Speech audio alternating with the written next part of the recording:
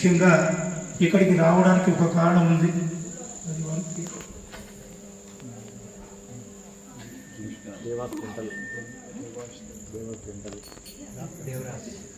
దేవరాజు గారి యొక్క పిలుపు మేరకు రావడం జరిగింది. మరి ఇక్కడికి అద్భుతమైన కార్యక్రమం ఏర్పరిచింది. వారికి దేవరాజు గారికి, వారికి మిత్ర బృందానికి, వారికి భక్త బృందానికి కూడాను పరమేశ్వరు తోడుగా రక్షించుగా కోరుకుంటూ, ముఖ్యంగా 2 విషయాలు ముచ్చుకున్న తర్వాత మాట్లాడుకున్న తర్వాత మంగళారతి తీర్చుకోవడం ఉంటుంది. 4 విషయాలు మాట్లాడుకున్న తర్వాత మరి కార్యక్రమం జరుగుతుంది. మరి ముఖ్యంగా మనిషి ఈరోజు చూసినట్లయితే అన్నీ ఉన్నప్పటికీ కూడాను మనిషి ఈరోజు సంతోషంగా ఉండడం లేదు. అన్నీ ఉంటాయి మనిషి దగ్గర. మనం చూస్తాము చూడండి, ఏది లేకుండా కూడా మనిషి అది సంపాదించుకునే ప్రయత్నం చేస్తున్నాడు మనిషి. చూడండి, ఒక ఇల్లు ఇవ్వాలి అనుకోండి, గృహ నిర్మాణం చేసుకుంటాడు, అందంగా ఇల్లు కట్టుకుంటాడు. అందరూ సుఖంగా ఉంటాడా? లేదు. వాహనం బాగా చెప్పేసుకుంటాడు, ఇంట్లో వాహనం తీసుకుంటాడు.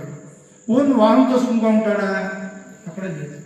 చేతిలో మొబైల్ మార్చుతున్నాడు. ఈరోజు మొబైల్ బాగా చెప్పేసి ఇంకో మొబైల్ మార్చుతున్నాడు. ఆ మొబైల్ మార్చిన సంతోషంగా ఉంది కొద్దిసేపు ఉంటే 2 రోజులు కూడా ఉండేది కదా. చేతిలో ఉన్న ఇల్లు గృహాన్ని మారుస్తున్నాడు, తోలే బండి మారుస్తున్నాడు, చేతిలో ఉండే మొబైల్ మారుస్తున్నాడు, అదేవిధంగా మిత్రులను మార్చుకుంటున్నాడు, సరిపోతే 2వ పెళ్లి కూడా చేసుకుంటున్నాడు. అయినప్పుడు సుఖంగా లేడు, సంతోషంగా లేడు. దేనికోసం అంటే తను తాను మార్చుకోవడం లేదు,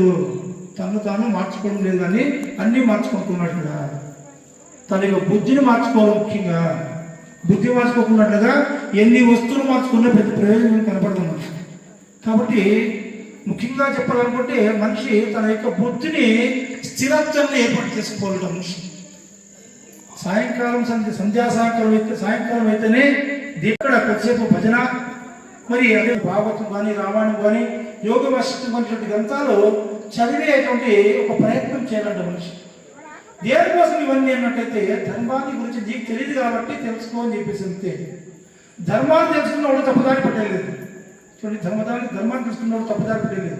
చూడండి, ఒక వెహికల్ ఎక్కాలంటే డ్రైవింగ్ తెలిసిన ముఖ్యంగా కదా. లేకపోతే మనం డ్రైవింగ్ ఇస్తామా, మనం బండి ఇస్తాం వానికి. మన ఇంట్లో పిల్లలు నడపండి 9 ఏళ్ళు 10 ఆషాఢ ఏకాశినుడు శ్రీమన్నారాయణ యోగ నిధులకు జరుపుకుంటాడు అని చెప్పేసి మనం చెప్పేటువంటి విషయం వింటున్నాము. నిజంగా భగవంతుడు నిధులకు జరుపుకుంటాడా?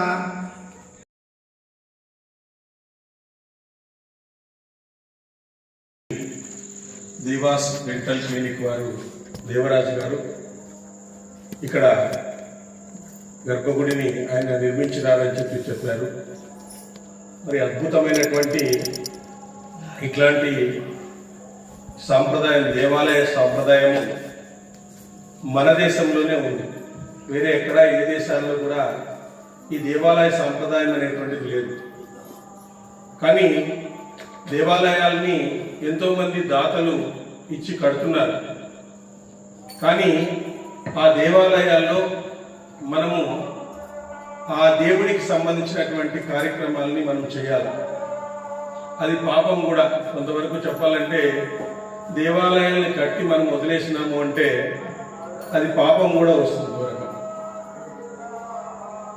ఒక దేవుణ్ణి మనం పెట్టిన తర్వాత ఆ దేవాలయానికి సంబంధించినటువంటి అర్చనలు, ఆ దేవాలయానికి సంబంధించినటువంటి కార్యక్రమాలు ఇవన్నీ జరిగినప్పుడు ఆ ప్రాంతంలో ఉండేటువంటి చెడు శక్తులన్నీ కూడా ఏమవుతాయంటే అదృశ్యమైపోతాయి. చెడు శక్తులన్నీ కూడా అదృశ్యమైపోతాయి. ఒక విష్ణు సహస్రనామాన్ని చెప్తే 40 అడుగుల వరకు ఉండేటువంటి వాతావరణం అంతా కూడా చెడు శక్తుల నుంచి బయటకు వచ్చేస్తుంది అన్నమాట. ఒక విష్ణు సహస్రనామాన్ని చెప్తే, మరి ఇక్కడ విష్ణు సహస్రనామాన్ని చెప్పారు, భజన చేశారు, తర్వాత సత్సంగము చేస్తాను. మరి ఈ ప్రాంతం అంతా కూడా శుద్ధి అవుతుంది. ఆ వాయువులో ఉండేటువంటి ఏవైనా కూడా ఆ పంచభూతాల్లో ఉండేటువంటి చెడులన్నీ కూడా వెళ్ళి మనకంతా కూడా మంచి జరగడానికి, లోక కళ్యాణం జరగడానికి మామూలుగా దేవస్థానాలు ఆశ్రయం అవుతాయి అని చెప్పేసి చెప్పినారు. కృష్ణానగర్ ఇప్పుడే చెప్పారు. మరి ఏమిటంటే మనము మనుషులు కలవడం లేదు, దేవాలయాల్లో మనుషులు కలవడం లేదు. కారణం ఏమి అంటే అహంకారాలు ఎక్కువైపోయినాయి. మమకారాలు ఎక్కువైపోయినాయి. ఎక్కడైతే అహంకార మమకారాలు ఉంటాయో అక్కడ భక్తి అనేటువంటిది ఎక్కడ ఉండదు. సృష్టిలో ప్రతి వ్యక్తి కూడా ఏమి చేయాలి అని చెప్పేసి భగవంతుడు నిర్ణయించేసినాడు. నువ్వు చెప్పాల్సిన పనే లేదు. అది నువ్వు చేయడానికే పుట్టినాడు. ఇప్పుడు దొంగోడు ఉన్నాడు, వాడు దొంగతనం చేసేకే పుట్టినాడు. దొంగోడు ఉంటాడు, వాడు దొంగతనం చేసేకే పుట్టాడు. సృష్టిలో నీ యొక్క జీవితం ఎట్లాంటిది అని నీ కర్మల ద్వారా భగవంతుడు నిర్ణయించినాడు. మనము ఏదేదో చేయాలని చెప్పేసి అహంకారంతో కొంతమంది, మమకారంతో కొంతమంది, ఇష్టం లేకుండా కొంతమంది, అజ్ఞానంతో కొంతమంది, ఆ దేవుడి గుడికి పోతే ఏమొస్తుంది అని చెప్పేసి కొంతమంది, ఇట్లా అనేక రకాలుగా దేవాలయాలకు దూరం అవుతున్నారు. ఇది మనం చేస్తున్న పాపం. చూడండి, మనం ఈ పాపాన్ని చేయడం వల్ల మన పిల్లలందరూ కూడా ఈ ధర్మానికి దూరం అవుతున్నారు, ఈ సంస్కృతికి దూరం అవుతున్నారు. ఈ సంస్కృతికి, ఈ ధర్మానికి దూరం అయినారు అంటే మనకు మన దేశంని, మనకు హిందువులకు ఉండేది మనకు ఇదొక్క దేశమే. ఏదన్నా వేరే దేశం ఉంది అంటే లేదు. నేపాల్ ఏదో ఉంది, అది కొట్టుమిట్టాడుతోంది రోజు. మన దేశాన్ని మనం రక్షించుకోవాలా. మన దేశం కోసం మనం అందరూ కూడా ఏకం కావాలి. ఈ వీధిలో ఉండేటువంటి వాళ్ళంతా ఈరోజు రావచ్చు. ఈరోజు అందరికీ సెలవు కూడా ఉంది, బంద్ కూడా ఈరోజు. కానీ ఈరోజు మనమే కలిసినాం. ఇక్కడ వేరే ప్రాంతం నుంచి వచ్చినటువంటి వాళ్ళు మనమే ఉన్నాం, కానీ ఈ ప్రాంతంలో ఉండేటువంటి వాళ్ళు చాలా తక్కువగా ఉన్నారు. చాలా శోచనీయమైనటువంటి విషయం ఇది. ఇంత పెద్ద మందిరాన్ని కట్టుకున్నారు. ఒక భజన సాంప్రదాయాన్ని నెలకొల్పండి, ఒక సద్గంధ పఠనం చేయండి. ఇలాంటివి చేయడం వల్ల దేవాలయానికి ఆదాయము వస్తుంది, దేవాలయంలో పుణ్యమైనటువంటి కార్యక్రమాలు జరుగుతాయి.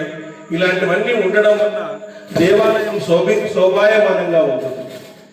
మరి ఆ శోభాయమానంగా ఉంచేటువంటి అవకాశము మన చేతుల్లోనే ఉంది అని చెప్తారు. కాబట్టి అందరూ కూడా మనమే ఎక్కువగా ఉన్నాం ఇక్కడ. ఈ ప్రాంతం వాళ్ళు అందరూ గమనించాలా. మంచి దేవాలయం ఎంత బాగుందంటే, నేను వస్తున్నప్పుడు కొన్ని చూశాను. అన్ని దేవాలయాల కంటే ఈ దేవాలయం చాలా బాగుంది. విశాలమైనటువంటి ప్రాంగణము, ఎంతో మంది వచ్చి కూర్చోవచ్చు, ఎంతో మంది జ్ఞానులు ఉన్నారు. వాళ్ళందరినీ కూడా పిలిచి మంచి మంచి విషయాలు మాట్లాడించి మంచి మంచి విషయాలు తెలుసుకోండి. ఎందుకంటే మనకు ఉండేటువంటి ఆయుష్ మనకే తెలియదు. అస్పష్టమైనటువంటి జీవితాన్ని ఈరోజు గడుపుతున్నాం. ఆ అస్పష్టమైనటువంటి జీవితంలో స్పష్టంగా మన జన్మకు కారణమైంది ఏమి, మనకు మూలాధారమైనటువంటిది ఏమి అనేటువంటిది మనం తెలుసుకోకుండా పోతే 84 లక్షల జీవరాశుల్లో మనకు పంపించింది ఎందుకు భగవంతుడు? 83,999 జన్మలు దాటి ఈరోజు మానవ జన్మలోకి వచ్చినాం. ఈ మానవ జన్మను మహోన్నతంగా మార్చుకుంటావా, లేదా నీచమైనటువంటి జన్మగా మార్చుకుంటావా అని భగవంతుడు అడుగుతున్నాడు. ఈరోజు నీచమైనటువంటి జన్మగా వెనక్కి వెళ్ళిపోతావా, మళ్ళీ మహోన్నతమైనటువంటి జన్మగా మార్చుకుంటావా, లేదా జన్మే లేకుండా చేసుకుంటావా? ఈ మూడు నీ ఆప్షనే. నువ్వు ఎన్నో పుణ్యాలు చేస్తే తప్ప మానవుడిగా పుట్టడం అనేది అంత ఈజీ కాదు. మానవ జన్మ లభించడం అనేటువంటిది జంతువునాం నరజన్మ దుర్లభం అంటాడు ఎవరు? శంకరాచార్యుల వారు. జంతువులకు భగవన్నామం చెప్పేటువంటి అవకాశం లేదు, పూజ చేసేటువంటి అవకాశం లేదు. కానీ మనకే భగవన్నామాన్ని చెప్పేటువంటి అవకాశం భగవంతుడు ఇచ్చినాడు. ఆ భగవంతుని చేరుకునే మార్గాన్ని ఎంతో మంది గురువులు ఎన్నో పురాణాల ద్వారా మనకి ఈరోజు వివరించినారు. అట్లాంటి జీవితాన్ని ఈరోజు పప్పు బెల్లాల కోసమో, భౌతిక సుఖాల కోసమో, దీనికోసమో ఈరోజు పణంగా పెట్టి మనం ఈరోజు విలాసాల్లో ఉంటున్నాం. ఎన్ని రోజులు విలాసాలు మనం చేయగలుగుతాం చెప్పండి? కాబట్టి మనల్ని మనం మార్చుకోవాలా. ప్రతి పండుగ మనకు చెప్తుంది, ఐశ్వర్యాన్ని గురించి చెప్తుంది, ఆధ్యాత్మికతను చెప్తుంది, అవగాహన గురించి చెప్తుంది, ఆరాధన గురించి చెప్తుంది, ఆరోగ్యాన్ని గురించి కూడా చెప్తుంది. ప్రతి పండుగ మనకు అనేక విషయాలను తెలియజేస్తుంది. ఐశ్వర్యం వస్తుంది పండుగ చేస్తే, ఆరోగ్యం కుదుటపడుతుంది ఆ పండుగ చేస్తే. ఈరోజు వచ్చేటువంటి పండుగ అది, ఈరోజు వచ్చేటువంటి పండుగ అది, రేపు వచ్చేటువంటి పండుగ ఏది? తొలి ఏకాదశి. భగవంతుడు ఎందుకు ఆయన యోగ నిద్రలోకి వెళ్తాడు అంటే, భగవంతుడు సత్పురుషులకు వరాలు ఇచ్చి ఇచ్చి ఇచ్చి ఆయన శక్తి తగ్గిపోయి ఉంటుందంట. ఆయనకి శక్తి అంతా తగ్గిపోతే ఆ శక్తిని మళ్ళీ తనకు మార్చుకోవడానికి ఆయన యోగ నిద్రలోకి వెళ్తాడు. ఆయన యోగ నిద్రలోకి వెళ్ళి మళ్ళీ ఆ శక్తిని కూడా తీసుకుని మళ్ళీ సత్పురుషులకు శక్తిని ఇస్తాడు. ఎందుకంటే ఆ సత్పురుషులే ప్రపంచాన్ని మారుస్తారు. ఒక శంకరాచార్యులు మొత్తం హిందూ ధర్మాన్ని పునరుద్ధరించారు. కాలినడకతో కొన్ని వేల సార్లు ప్రయాణించి మన యొక్క ధర్మాన్ని పునరుద్ధరించారు. ఒక వివేకానందుడు మన దేశం యొక్క ఔన్నత్యాన్ని ప్రపంచ దేశాలకు తెలియజేసినాడు. ప్రపంచ దేశాలన్నీ కూడా ఈరోజు హిందూ సంస్కృతే కరెక్టు, మా సంస్కృతి చాలా అంత బాగలేదు అని చెప్పేసి కాశీలో వివాహాలు చేసుకుంటున్నారు. వాళ్ళు కాశీలో ప్రయాగాల్లో పిండ ప్రదానం చేస్తున్నారు. ఇది కరెక్ట్ అని చెప్పేసి అట్లాంటి అద్భుతమైనటువంటి సంస్కృతి వాళ్ళు ఈరోజు మేము ఎందుకన్నా ఫారిన్కి వస్తున్నామని ఏడుస్తున్నారంటే కొంతమంది. అంత మంచి సంస్కృతిని వదిలేసి ఈరోజు మేము ఇక్కడ వచ్చి ఇల్లు కట్టుకునేసినాం, ఇంక పోలేకుండా పోతున్నామని చెప్పేసి బాధపడుతున్నారంట. మనము ఏ సంస్కృతి అయినా దూరం అయితే తప్ప తెలిసేలేదు మనకి. ఇప్పుడు మనం ఈ సంస్కృతిలో ఉన్నాం, ఈ సంస్కృతి యొక్క వాల్యూ తెలియదు. అదే వేరే దేశాలకు పోయిన తర్వాత ఈ సంస్కృతి యొక్క వాల్యూ తెలుస్తుంది. ఈ సంస్కృతిని మనం అందరూ కూడా కాపాడుకోవాలా. అందుకు ప్రతి ఒక్కరూ కూడా వాళ్ళ ప్రయత్నం చేయాలి. వాళ్ళ ప్రయత్నాన్ని చేసి వాళ్ళలో ఉండేటువంటి గొప్పతనాన్ని బయటకు తీసుకుని వచ్చుకోవాలా. ప్రతి ఒక్కరిలో కూడా శక్తియుక్తులు ఉంటాయి, ప్రతి ఒక్కరిలో కూడా జ్ఞానం అనేటువంటిది ఉంటుంది. ఆ జ్ఞాన సాధన ద్వారా హిందూ సంస్కృతిని మళ్ళీ మనం పునరింప చేయాలా. ఎందుకంటే పెద్దవాళ్ళు ఉన్నారు, ఆల్రెడీ చేస్తున్నటువంటి వాళ్ళు ఉన్నాడు. మనకి ఫార్చునేట్ ప్రైమ్ మినిస్టర్ ఉన్నాడు, పాపం ఆయన హిందూ సంస్కృతి గురించి మనకు హిందూ సంస్కృతి నిలబెట్టాలని ప్రయత్నం చేస్తున్నాడు. మరి ఆయనకి మనం చేదోడు వాదాడుగా ఉండాలా వద్దా? ఆ విధంగా ఉండి మన హిందూ సంస్కృతిని కాపాడాలి. ఈరోజు అమ్మవారి దేవస్థానంలో మరి హనుమంతుడు అమ్మవారిని దర్శించుట అనేటువంటి చిన్న ఘట్టంలో కొన్ని విషయాలను మాత్రమే మనం వివరిస్తాం. సమయాభావం అయితే ఉంది. హనుమంతుల వారు ఎట్లాంటి వారు చూడండి, దాస్య భక్తికి నిదర్శనమైన దాస్యభక్తి. దాస్యం అంటే మనిషికి కాదంత దాస్యం చేయాల్సింది, భగవంతునికి దాస్యం చేశాడు. అది గొప్పతనం. మనం భగవంతునికే దాస్యం చేయాలి.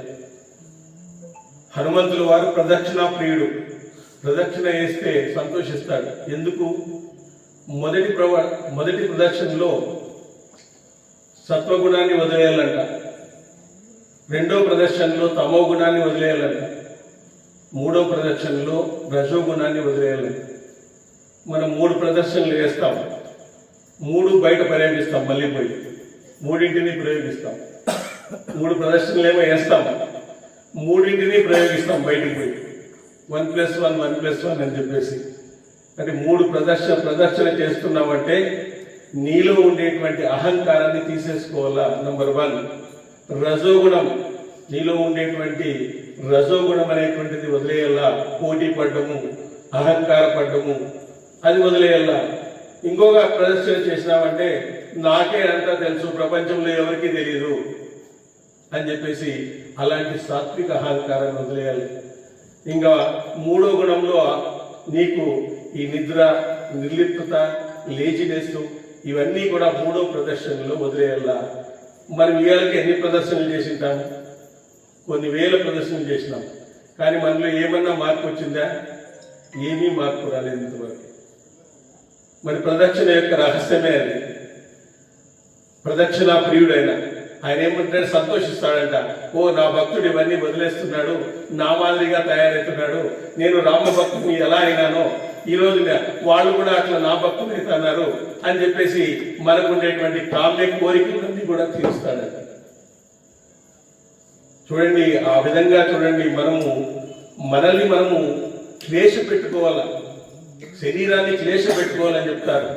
ఇప్పుడు చూడండి, ఒక చెరుకు గడ ఉంటుంది, ఇక్కడ పెట్టి బెల్లం రా పంచదార రా అంటే వస్తుందా చెప్పండి?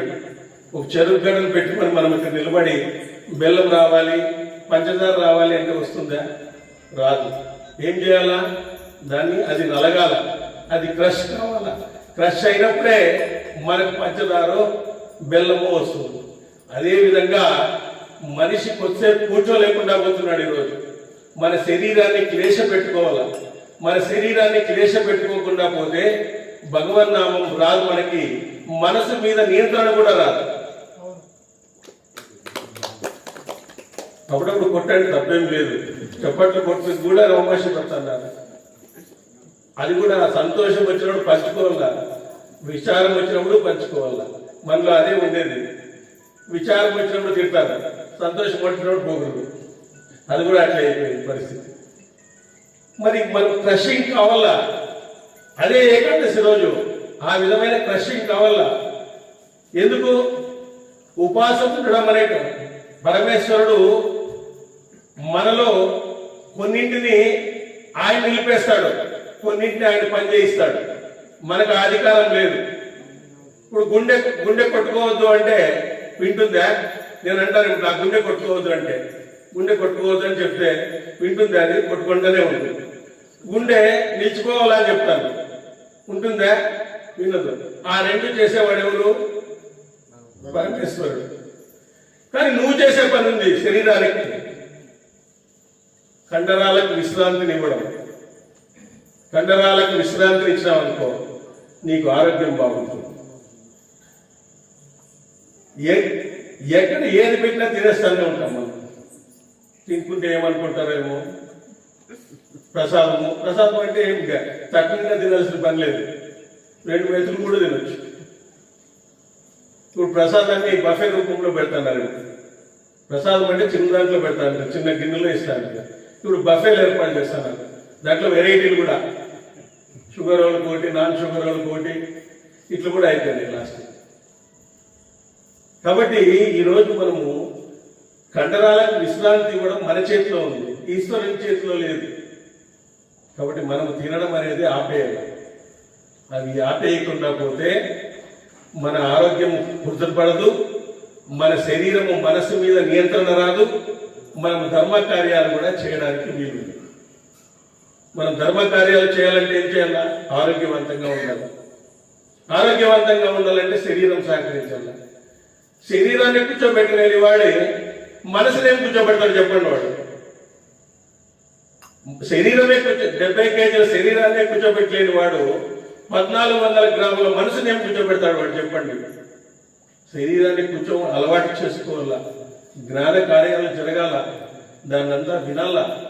ఇవన్నీ విన్నప్పుడే ఇవన్నీ వస్తాయి, కానీ లేకపోతే ఏవి రావు. కాబట్టి ఇట్లాంటి మనసు మీద నియంత్రణ తెచ్చుకోవాలా. మనసు బుద్ధి చెప్పిన మాట వినాలా.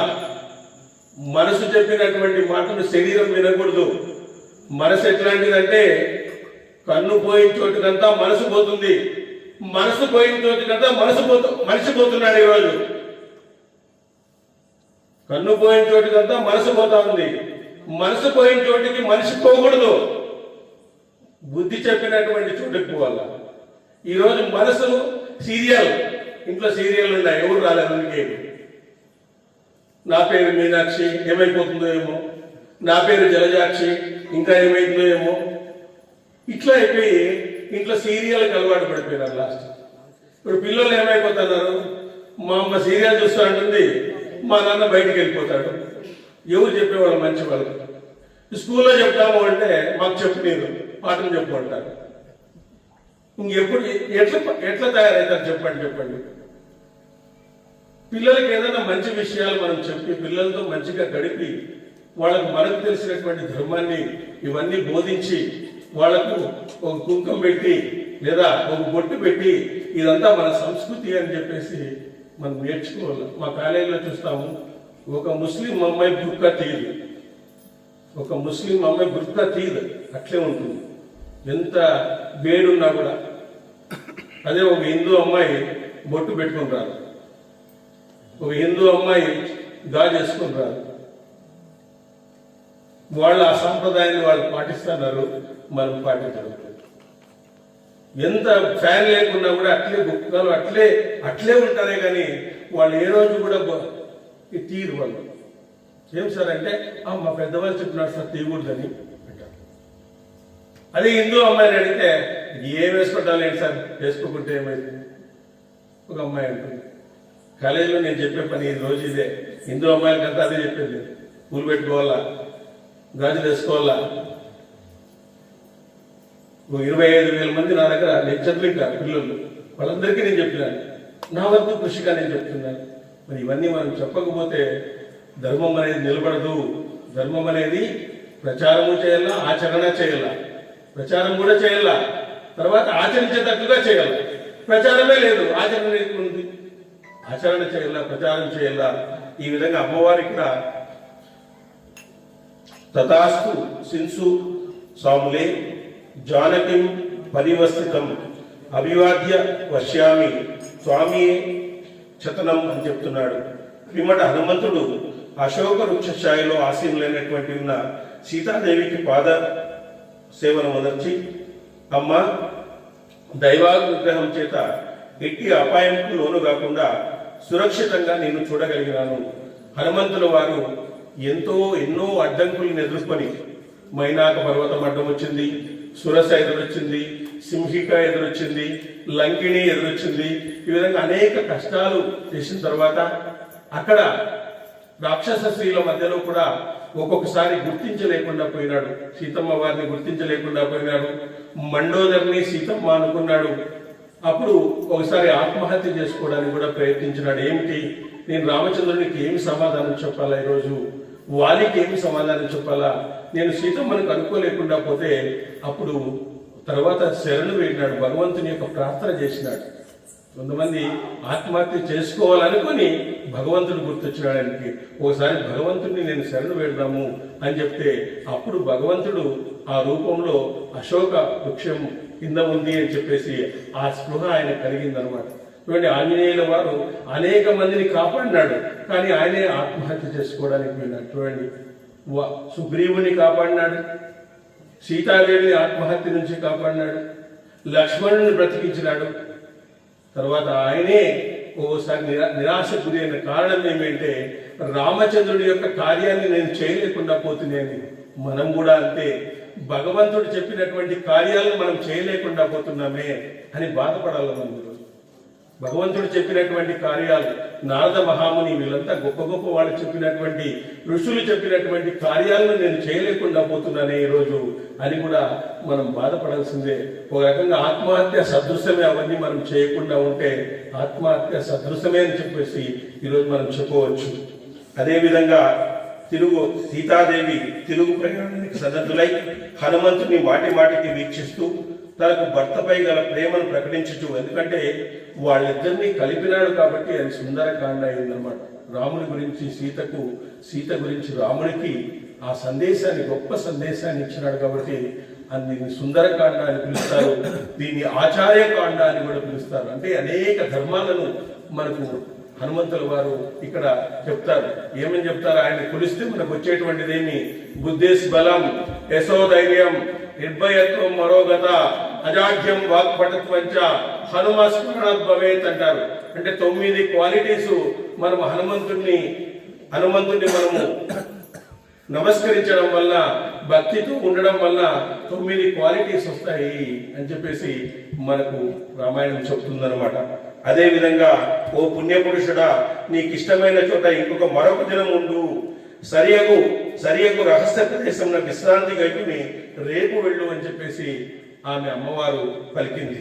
ఓ వానరోత్తమ, అల్ప భాగ్యురాలైన నా యొక్క అంతులేని శోకము నీ సాన్నిధ్యం వల్ల క్షణకాలం పాటైనను దూరమగును. ఓ వానరోత్తమ, నువ్వు శ్రీరాముని కడకు వెళ్ళి మరలా ఇచ్చటికి వచ్చే వరకు నా ప్రాణాలు నిలిచి ఉండునని నాకు నమ్మకం లేదయ్యా.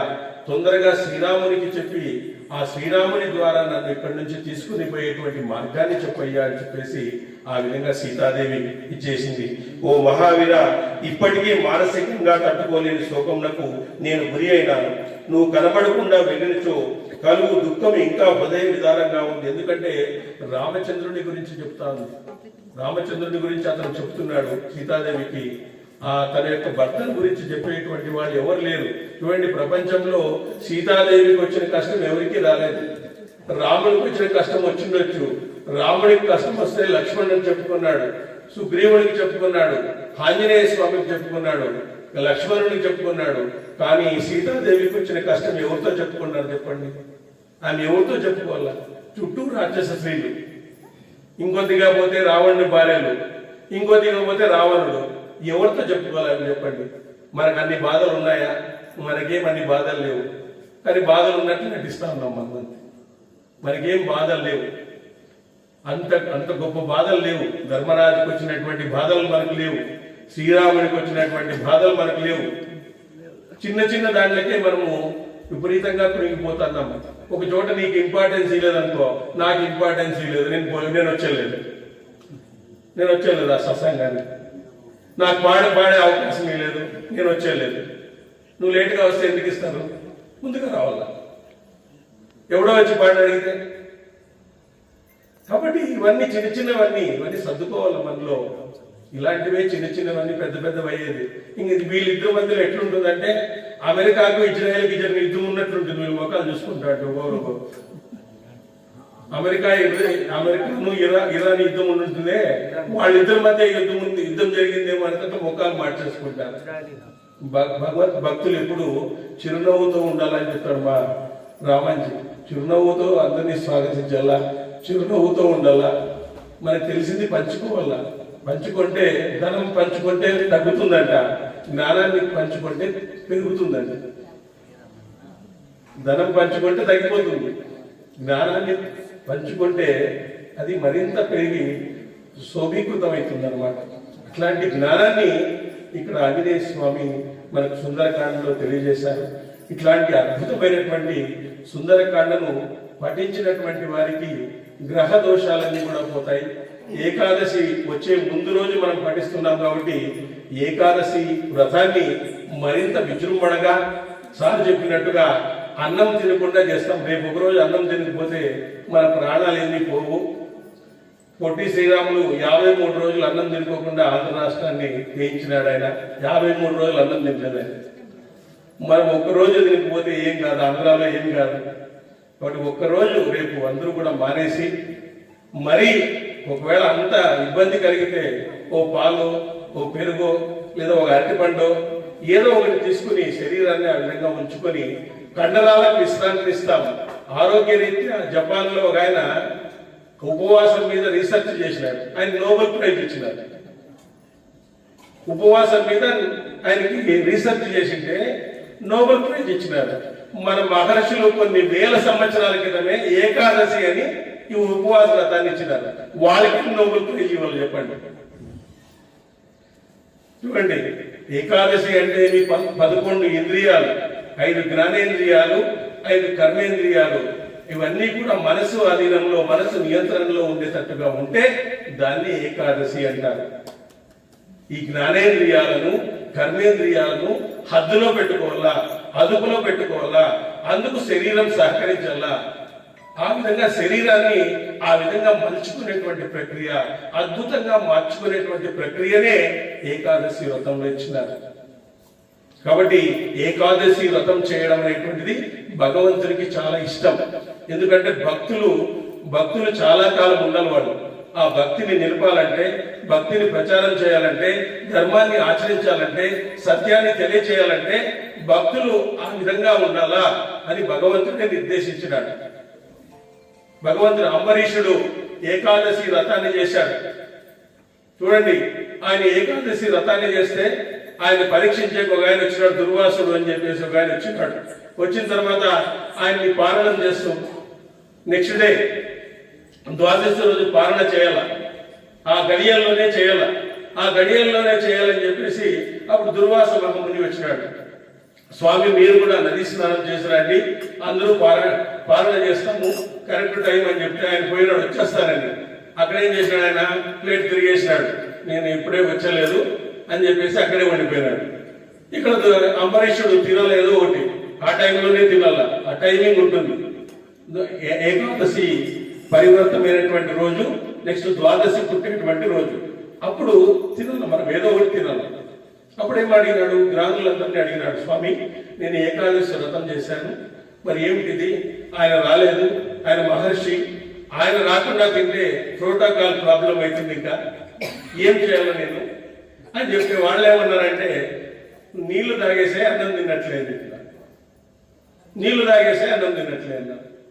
సరే నీళ్లు తాగేసినాడు. ఆయన దివ్య దృష్టితో అటు నుంచే చూసినాడు. అంటే నాకు తెలియకుండా నువ్వు పాలన చేస్తావా అని చెప్పేసి ఆయన చెడామడా తిట్టేసి విపరీతంగా తిట్టేసినాడు. ఆయన ఇట్లే నన్ను చేసేది ఋషులకంతా అని చెప్పేసి ఆ విధంగా చెప్పడం అనేటువంటి జరిగింది.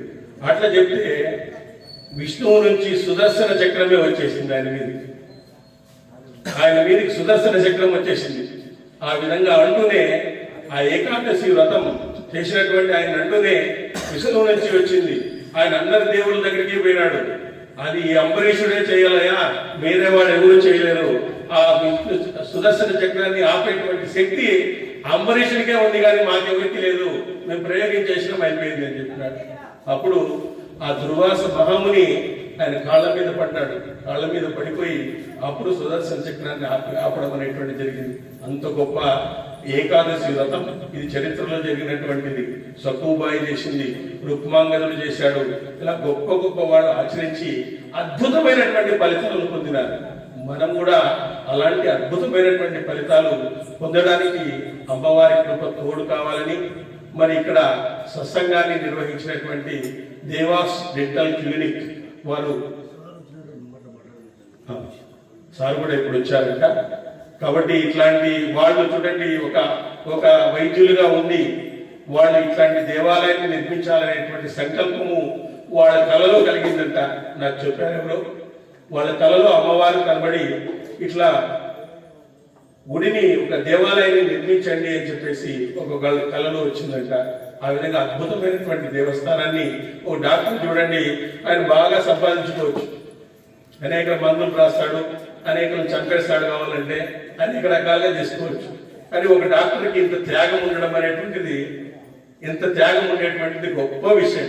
ఒక డాక్టర్కి ఇంత త్యాగం ఉండడం ఎక్కడా చూడలేదు. డాక్టర్కి త్యాగం ఉండదు, ఎప్పుడు భోగమే, డబ్బులు దా అంటుంటాడు.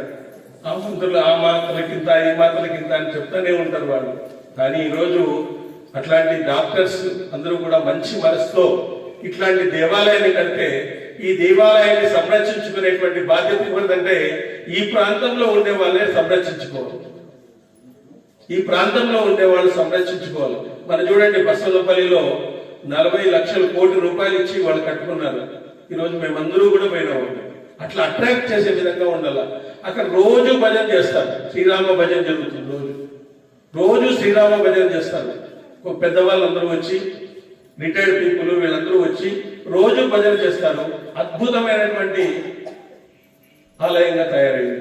మీరు కూడా ఇక్కడ ఉండేటువంటి వాళ్ళు భజనను ఏదైనా పారాయణం చేయడము, లలితా సహస్రనామం పారాయణం చేయడము, లేదా విష్ణు సహస్రనామాన్ని పారాయణం చేయడము, ఇలాంటివంతా చేసి ఒక అద్భుతమైనటువంటి ఒక సత్సంగ సాంప్రదాయాన్ని ప్రతి గుడిలో నిలబడుకోండి. ఎందుకంటే ప్రతి గుడిలో ఈరోజు సత్సంగం జరగాల్సిందే. సత్సంగం జరిగితే ఆ ప్రాంతంలో ఉండేటువంటి పిల్లలకి తెలుస్తుంది, ఓహో ఇది మన సంస్కృతి, ఇది మన విధానము, ఇది మన ధర్మము, ఇది మన సత్యము అని చెప్పేసి పిల్లలకు తెలుస్తుంది. ఆ పిల్లలు ఆ విధంగా మంచి పౌరులుగా, మంచి భక్తులుగా, మంచి గొప్ప ప్రతిభావంతులుగా, గొప్ప నాయకులుగా, వివేకానంద లాంటి నాయకులుగా వాళ్ళు తయారై రేపు పొద్దున్న మన దేశాన్ని మార్చడానికి అవకాశం ఉంటుంది. బట్ అట్లాంటి అవకాశాన్ని మాకందరికీ కల్పించినందుకు, మరి ఇక్కడ అందరూ కూడా నిత్య పారాయణ సభ్యులు ఉన్నారు. గతిస్వం తిరుమల పాదయాత్ర బృందం ఉంది, తర్వాత తిరుమల మన ఏటిగడ్డ బృందం ఉన్నారు, మరి చౌడేశ్వరి భక్త బృందం ఉంది. మేమందరూ కూడా ఒకటే అక్కడక్కడక్కడ పేర్లు పెట్టుకున్నాము. మేమందరూ ఒకటే, పూర్తిగా మేమందరూ ఒకటే, అందరూ ఒకటే దారిలో పోయేటువంటి వాళ్ళమే. కానీ దూరం ఉన్నాయి కాబట్టి ఇంట్లో అక్కడక్కడ ఉండే వాళ్ళు అక్కడే ఉన్నాం అంతే వేరే ఏం లేదు. మేమందరూ ఒకటిగానే ఉన్నాం, అందరూ ఒకటే. మనమంతా హిందువులమే, మనమంతా బంధువులమే, మనమంతా హిందువులమే, మనమంతా బంధువులమే. కాబట్టి అలాంటి అద్భుతమైనటువంటి అవకాశాన్ని మనకి ఇచ్చినారు. ఈ గుడి బాగా ఇంప్రూవ్మెంట్ కావాలని అమ్మవారికి మరీ ప్రార్థిస్తూ ఇక్కడ సెలవు తీసుకుంటున్నాం. ఇప్పుడు దేవాస్ సారు మాట్లాడతారు.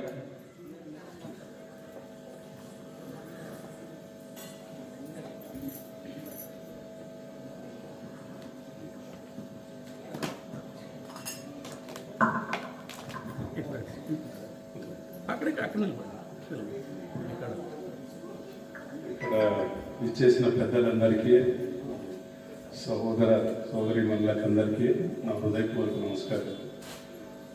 ఇది స్థాపించేటప్పుడు చాలామంది వెంటుంటాం, చేసేస్తాము, ఉంటాం, మేము వెంటుంటాం అని చెప్పారు. కానీ ఎవరు ఆచరణలో వచ్చారికి అంత అయిపోయినారు. ఎవరు సపోర్ట్ లేదు, ఒంటరి అయిపోయినాము. మా నాన్న కూడా చాలా చెప్పాడు, ఇవన్నీ వేసుకోవద్దు, ఏదో కొద్ది డొనేషన్ చేసేసి చేతులు వేసుకో, ఎప్పుడో నీకు తోచినప్పుడు దేవస్థానంకి వెళ్ళు, నీ చేతినైంది సహాయం చేయి ఎవరికన్నా. కానీ ఒక సంకల్పం అమ్మవారిది, తన కళలు కనిపించి ఇప్పుడు కనిపించింది. ఒకరోజు మాత్రం చాలా బాధ వచ్చింది. 2008లో తన కళ్ళలో కనిపించింది. 2011 నుండి చాలా స్ట్రగుల్ చేస్తూ వచ్చాము. ఒక 3 సంవత్సరాలు అంటే 2013 వరకు చాలా ఆటంకాలు ఎదుర్కొంటూ, ఒక్కొక్కటి స్టెప్ ఎదుర్కొంటూ ఈ దేవస్థానం స్థాపించడం జరిగింది. ఒంటరిగానే అందరూ చెప్పిన వాళ్ళు ఎవరు మన వెనక నిలలేకపోయినారు చాలా దూరం. సరే, తర్వాత ఒకరోజు అమ్మవారి 2013 సంవత్సరంలో నేను చాలా బాధలో ఉన్నప్పుడు తను కల్లో సాక్షాత్కరించి చెప్పింది, నేనుండి నడిపిస్తాను, యోచన చేయకూడదు అని. తను ఇప్పటివరకు నాకు చేయవలేదు. ఇంత పెద్ద కార్యక్రమాన్ని నేను చేయగలుగుతున్నందుకు, ఆ శక్తి ఆ తల్లి నాకు సమర్పి ఇచ్చినందుకు చాలా ధన్యవాదాలు. తనకు ధన్యవాదాలు చెప్పేంత లేదు. కానీ మీరందరూ ఇచ్చేసి ఒక్కొక్కరు నేను ఇప్పుడు అంత ఖర్చు పెట్టి నేను ఒక బంగారు విగ్రహం అమ్మవారు చేసుకుని నేను ఇంట్లో పెట్టుకొని కొలుచుకోగలను. కానీ అది కాదు, నలుగురికి ఉపయోగపడాల, నలుగురికి ఆ తల్లి సాక్షాత్ చేసి అందరి బాధలు వినాలనే సత్సంకల్పంతో ఈ దేవస్థానాన్ని నేను ముందుకు చేయడం జరిగింది. చాలా మంది పూజారులు వచ్చారు, పోయారు. కానీ 14 సంవత్సరాలుగా ఒంటరిగా చేస్తున్నాము. నేను అదే పూజారి కూడా చెప్తున్నాను, ఎవరు రారు, ఎవరు పెట్టరు, ఎవరు పెట్టేది పూసేది కాదు. మనం మనస్ఫూర్తిగా కాలం మారిన, యుగం మారిన, తరం మారిన, మనస్ఫూర్తిగా భగవంతుని ధ్యానిస్తే, ప్రార్థిస్తే ఖచ్చితంగా ఆయన చెప్పండి. ఏ దేవుడు మీ ఇష్టదైవాన్ని ఎవరినన్నా నేర్చుకోండి మనసులో. ఇలా చెప్పుకుంటూ చాలానే నా అనుభవాలు ఉన్నాయి. అవన్నీ నేను ఒక బయోగ్రఫీ కింద రాయాలనుకుంటున్నాను. చాలా టైం వేస్ట్ అవుతుంది, మీ అందరికీ పాపం కూడా లేట్ అయినట్టుంది. ఇట్లాంటి కార్యక్రమం వచ్చి అందరూ చేరి సద్వినియోగం చేసుకొని అమ్మవారి కృపా కటాక్షాలకు పాత్రుడయ్యి ఆమె అనుగ్రహాన్ని నేర్చుకొని మీకు కాదు, మీ పిల్లలకు మెయిన్, మీ పిల్లలకు నేర్పించాలి. నా పిల్లలు పారాడుతున్నారు చూడండి. ఇక్కడ దుర్గాస్మరణ అని నా చిన్నోడికి ఇక్కడే పేరు పెట్టడం జరిగింది. ఈ దేవస్థానం ప్రతిష్టాపన దినమే వారికి నామకరణం చేశాను, అమ్మవారి పేరుతోనే. పిల్లలకు నేర్పించాలి. మనం నేర్పించకపోతే వాళ్ళకి తెలియదు. సంస్కారము, సంస్కృతి, మన సాంప్రదాయం అనేది నేర్పించకపోతే వాళ్ళకి ఎట్లా తెలుస్తుంది చెప్పండి. చాలా మంది తల్లిదండ్రులు చేసింది తప్పేమంటే, ఇప్పుడు సార్ చెప్తుండ్రు, బొట్టు పెట్టడం కానీ, మన సంస్కృతిని కానీ, సాంప్రదాయం కానీ చాలా మంది పాటించడం లేదు. ఎస్పెషలీ అమ్మాయిల మీద కోపం, దేశం లేకపోయినా. కానీ ఇప్పుడు వయసు భాషల్లో అన్ని మార్పులు వచ్చేసినాయి. సంపాదిస్తున్నాం 4 డబ్బులు అనే వాళ్ళకే పెద్దల మాట గౌరవం లేదు, దేవుడు అంటే లెక్క లేదు. ఇంకొకటి ఏమంటే, ఈ సిస్టమ్స్ ఏమైతే ఉన్నాయంటే టైం వేస్ట్ చేస్తున్నారు. కానీ భగవంతుని మనం ఈరోజు బతుకున్నామంటే ఆయన అనుగ్రహం ఖచ్చితంగా ఉంటేనే మనం ఈరోజు బతుకుండగలం, తినగలం, తాగలం. ఆయన అనుగ్రహం లేకపోతే మనం లేదు. అట్లాంటిది దేవుడు ఇచ్చిన టైంనే నాకు టైం లేదు టెంపుల్ రావడానికి, చూద్దామని, నాకు వీలున్నప్పుడు వస్తాను అనే ఇది ధోరణి కాదు. మనం బతుకున్న అందుకనే తనకు ప్రతిరోజు ప్రతి మనిషి తెలుసుకోవాల్సిందేమంటే మనకు భగవంతుడు ఇచ్చిన టైంని సద్వినియోగం చేసుకోవాలి. కొంచెం భగవంతుని కేటాయించాలి, అప్పుడు అన్ని అభివృద్ధి జరుగుతాయి. టైం నీ ఆయుష్ ఉండాలంటే ఆయన టైం ఇచ్చేటే నీ ఆయుష్ని ఆయన పెంచుతాడు, రోగాలు నొప్పులు రొప్పులు కష్టాలు లేకుండా. ఒకటి మాత్రం దొరకాలి, ఏ యుగంలోనైనా నీతి మారదు. అంటే భగవంతుడు ఎన్నో మనం సత్యనారాయణ పూజ కథలు కానీ ఇవి కానీ చూసాము. కలియుగంలో దేవుడు ఎక్కడ ఉంటాడో, దేవుడు ఎక్కడ చేస్తాడో అనుకోవచ్చు, కానీ ఖచ్చితంగా ఉంది. మనం మాట్లాడగలం మనస్ఫూర్తిగా. మీరు ఖచ్చితంగా ఏదో రాయి కూర్చోబెట్టుకున్నాడు, చేసుకుంటున్నాడు, వారికి డబ్బులు ఎక్కువైపోయింది, వాళ్ళ బాబు మీద అన్ని పెట్టినట్టున్నాడు అనే ధోరణితో కాకుండా మనస్ఫూర్తిగా మీరు రాయిని చూసి మొక్కి చూడండి, ఆ మనసు విప్పి మాట్లాడుకునేది. ఆ శక్తికి పెరగాలంటే మనం మనసు మెయిన్ చేసే పూజ కార్యక్రమం శ్రద్ధాభక్తితో ఏ దేవుడిని అయితే నువ్వు కొలుస్తావో ఖచ్చితంగా నీకు వాళ్ళు వరం ఇవ్వడమే కాదు, నీకు సాక్షాత్ నువ్వు ఎలా బతకాలా, నీకు సమస్య ఏది నేను వాళ్ళే ఉంటాను, స్వామీజీ చెప్పాల్సిన పని లేదు. వాళ్ళు నీ సమస్య అంతా తెలుసుకుంటుంది భగవంతుడికి. వాళ్ళ అనుగ్రహం కోసం కావాలంటే మనస్ఫూర్తిగా నమ్మాలి. ఇప్పుడు ఏదైనా డాక్టర్ దగ్గరికి వస్తారు, ట్రీట్మెంట్ చేసుకోవాలి, వాడికి నమ్మకం ఉండదు డాక్టర్ మీద. వాడికి ఎంత అమృతం ఇచ్చినా కూడా వాడికి నమ్మకం నయం కాదు. చాలా మంది అనుభవించారు అది. ఎవరో ఉంటాడు డాక్టర్ ఏమి రాదు కానీ పోయింటారు, అది మీద చాలా నమ్మకం, అని ఏమి ఇస్తే లేదు, దాన్ని ప్యాస్పోర్ట్ యాక్చువల్లీ సైకాలజికల్లో కూడా. అలా నమ్మకం లేనిది భక్తి రాదు, భక్తి రానిది భయం రాదు, భయం లేనిది మనిషి జీవితం లేదు. భయం ఉండాలి, ఎవరికో భయపడాల్సిన అవసరం లేదు. మనం మనస్ఫూర్తిగా మనం కరెక్ట్గా బతికినప్పుడు ఎవరికి తలంచాల్సిన పని లేదు. ఇప్పుడు మీరు చూశారు క్లినిక్ మా డ్యామేజ్ చేయడము ఇది చేయడం జరిగింది అనమాట. అమ్మవారి కల్లో సాక్షాత్ ఏమని చెప్పింది తెలుసా, నేనుండి చూసుకుంటాను, వాళ్ళకంత యోచన చేయొద్దని. బాలకృష్ణ నాకేమో ఎవరు మా నేర్పిస్తారు ఫ్రెండ్స్, ఏం బాగా అమ్మవారి పాపం కాలో చేతి తగిలిచ్చిందంట, పొడబెట్టి పెట్టిందంట, ఏం చేసావు నువ్వు? ఓకే కామెంట్గా చేస్తున్నది నిజమో అదే ఉన్నంత కాదు, కానీ మనం చెప్తున్నది శక్తి అనేది భగవంతుడు అనేది కేంద్రం. దేవస్థానం అన్నాం కానీ దేవస్థానం అంటే ఏమి, అక్కడ దేవుడు వెలసినాడు అనేది. మనం సద్బుద్ధితో సంస్కారంతో మనం ఎప్పుడు ప్రార్థిస్తామో ఖచ్చితంగా మనకు మంచి జరుగుతుంది. ఆ నమ్మకంతో రావాలి దేవస్థానానికి. ఏదో టైం పాస్కి వస్తున్నాం, ఏదో కూర్చుంటున్నాం, వాళ్ళు ఏదో చేసినారు, ఏదో పూజ పిలిచినారు అనేది కాకుండా ఎక్కడ పోయినా కొంచెం దేవస్థానం అంటే దేవుడి కోసం కొన్ని నిమిషాలన్నా కొన్ని గంటలను మన జీవితంలో కేటాయిస్తే ఖచ్చితంగా అందరికీ నేను నమ్మే ఆ తల్లి కాకుండా ఎవరెవరు ఇష్టదైవాన్ని వాళ్ళ భక్తితో కొలిస్తే అందరికీ మంచి జరుగుతుంది. అందరూ ఇలాంటి కార్యక్రమాల్లో పాల్గొన్నందుకు మరి పాల్గొనాలని ఆశిస్తూ తప్పకుండా అందరితో సెలవు తీసుకుంటాం. Thank you. అనుభవపూర్వకంగా మరి అమ్మవారే కనబడి సాక్షాత్కరించింది. ఎన్నో విషయాలను మంచి విషయాలను మనకు చెప్పడం అనేటువంటి జరిగింది. ఇలాంటి వాటికన్నింటినీ ప్రచారం చేసి మనం హిందూ సంస్కృతికి నిర్మించడానికి మనం అందరూ కూడా పునరంకితమవుతాం. సార్ మీరు ఎప్పుడు చెప్పినా కూడా మేము ఒకసారి వస్తాం, మేము ఎప్పుడైనా కూడా ఇంకొకసారి కూడా ఎప్పుడైనా వస్తాము, నెలకు ఒకసారి ఎప్పుడైనా రమ్మని కూడా మా బృందం అంతా వచ్చి ఇక్కడ భజన చేస్తాం కొన్ని రోజులు. మీరు ఎప్పుడైనా కేటాయించండి చెప్తూ మరి నెక్స్ట్ కార్యక్రమానికి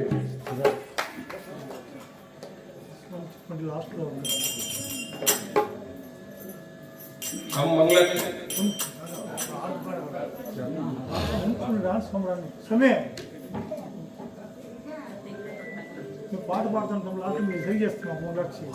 లాస్ట్లో చెయ్యి.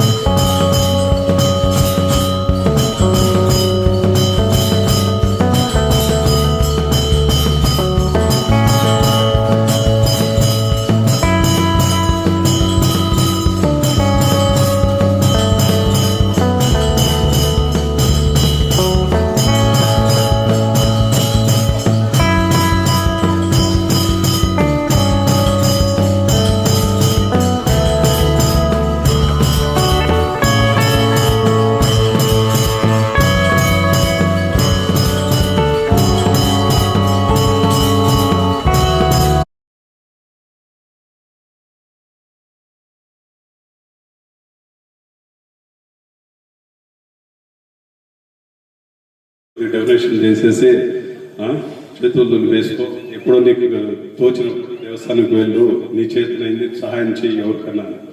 కానీ ఒక సంకల్పం అమ్మవారిది, తను కళ్ళలు కనిపించి ఎప్పుడు కనిపించలేదు. ఒకరోజు మాత్రం చాలా బాధ వచ్చింది. 2008లో తన కళ్ళలో కనిపించింది.